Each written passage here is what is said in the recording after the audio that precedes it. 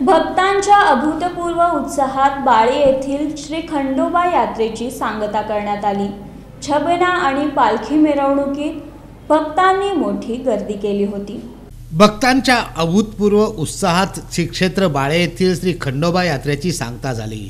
यात्रा कालावधीतील शेवटचा रविवार असल्यामुळे भक्तांनी मंदिर फुलून गेलं होतं। मंदिरातील फुलांची आरास तर रात्री झालेल्या शोभेच्या दारुकामामुळे भक्तांचे नयन सुखावले होते।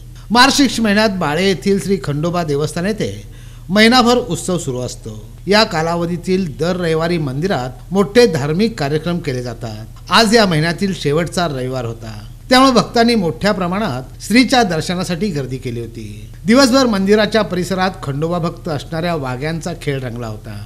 मंदिराच्या परिसरात खेळणी, महिलांची आभूषणे, खाद्यपदार्थ तसंच इतर साहित्य विकणाऱ्या व्यापाऱ्यांनी दुकाने थाटली होती। सायंकाळी मंदिरातून श्रीच्या छबिन्याची आणि पालखीची मिरवणूक निघाली। मिरवणुकीनंतर जिल्हा परिषद शाळेच्या आवारात शोभेचं दारुकाम करण्यात आलं।